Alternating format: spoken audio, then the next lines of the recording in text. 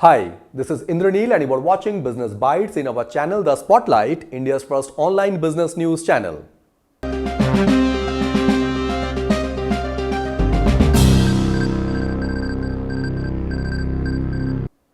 In today's Business Bites, first news we have US tariff on India with 50% implemented from 27th August, where 48.2 billion US dollar of merchandise exports to find an alternative.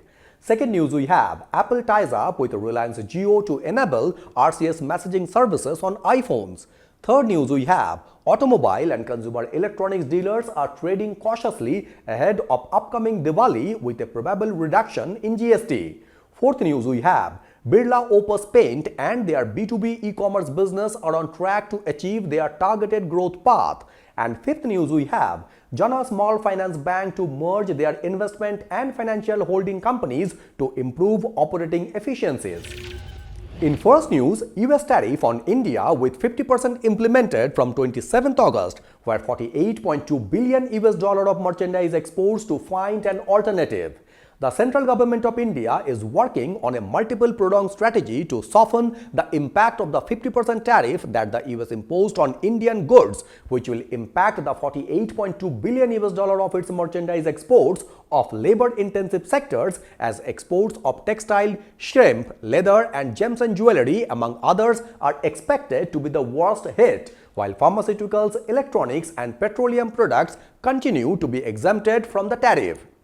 India exported goods worth 86 billion US dollar in financial year 2025 to the US, and now the textile and apparel manufacturers in Tirupur, Noida and Surat have halted their production as they are losing ground to lower cost rivals from Vietnam and Bangladesh. While in the seafood sector, especially shrimp, the tariff increases risk of stockpile losses, disrupted supply chains and farmer distress as the US market absorbs nearly 40% of Indian seafood exports.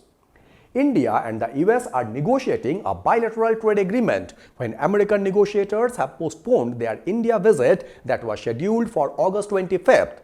The US imposed a reciprocal tariff of 25% on certain goods imported from India from August 7th. In addition, a duty of 25% added on maximum goods as penalty for its Russia oil purchases from Russia.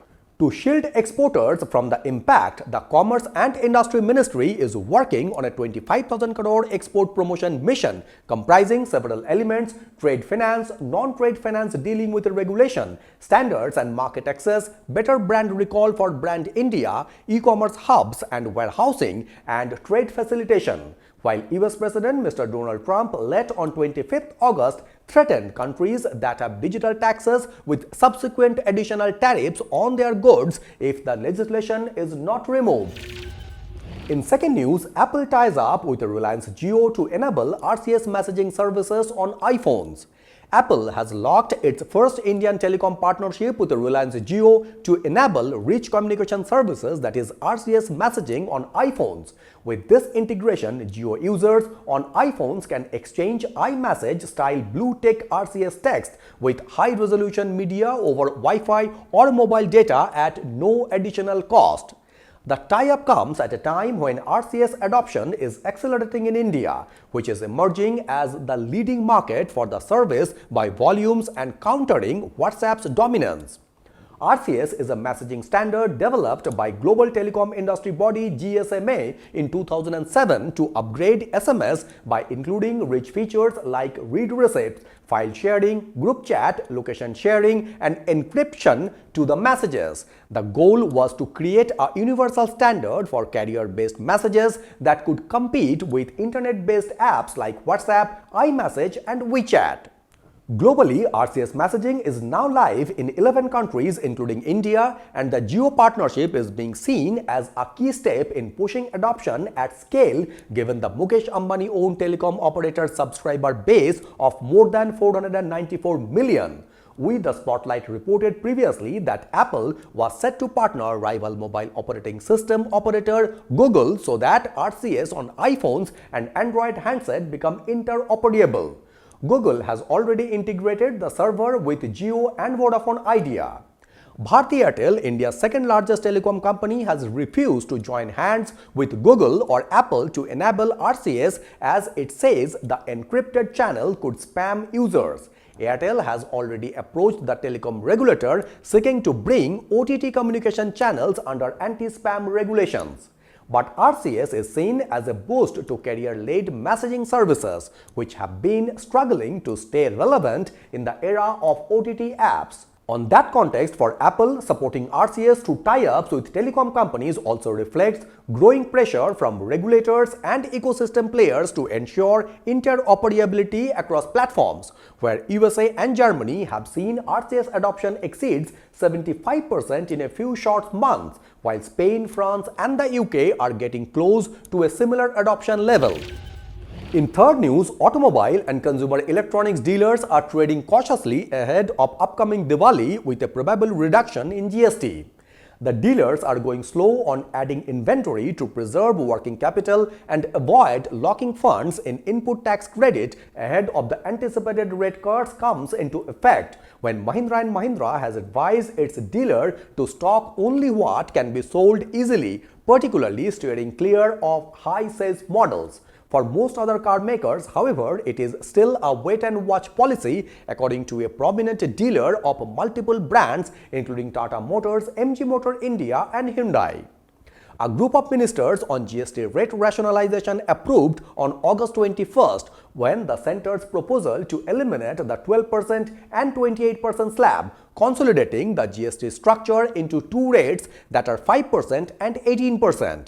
And the tax rate revision comes at the onset of the festive season, with key festivals like Onam and Ganesh Chaturthi already underway. Dealers' cautious stance comes amid reports that the centre is considering lowering GST rates on large-screen TVs, air conditioners, dishwashers and possibly some automobile segments.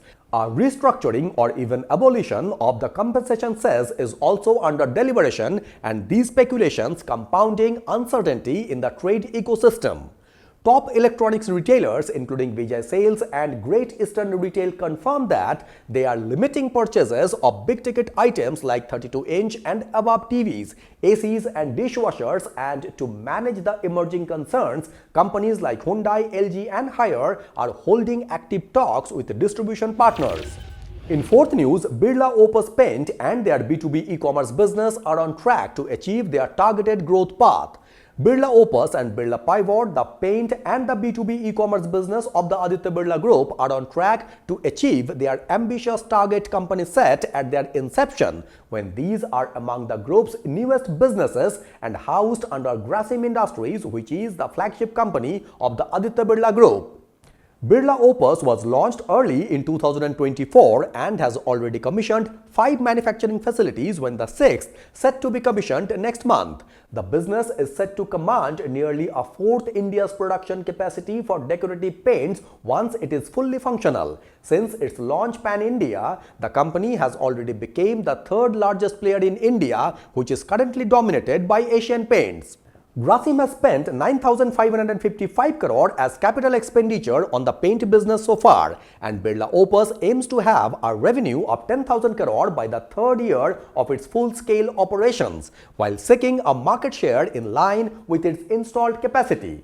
On the other side, Birla Pivot, which focuses on the construction material market, was launched in 2023, aims to cross an annualized revenue of more than 8,500 crore by fiscal 2027, has already scaled a revenue run rate of more than 5,500 crore, and presently the construction sector accounts for about 8 to 9% of India's GDP.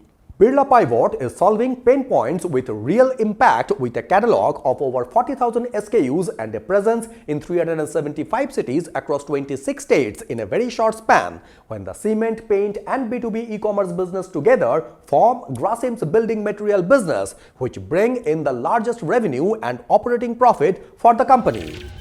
And in fifth news, Jana Small Finance Bank to merge their investment and financial holding companies to improve operating efficiencies.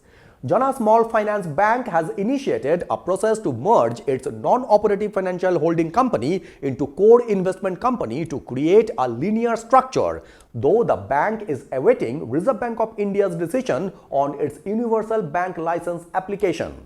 Jana Capital is the core investment company which promoted Jana Holdings as the non-operative holding company to hold the promoter stake in the small finance bank.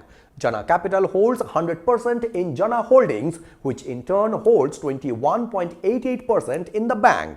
When the decision to merge the two holding companies into one is not related to Jana's universal banking aspirations, while this would only help improving efficiency through a linear structure. Earlier, before the bank's initial public offer, the bank board had aborted similar plans on commercial ground, and the decision to make a fresh attempt was taken as the bank management has no plan to get into businesses like insurance or mutual fund product manufacturing, while to put things into perspective, Bandhan Financial Services, the core investment company and the promoter of Bandhan Financial Holdings and Bandhan Bank, floated separate insurance and mutual fund ventures. But Jana management has no such plan even after its possible upgradation as a universal bank.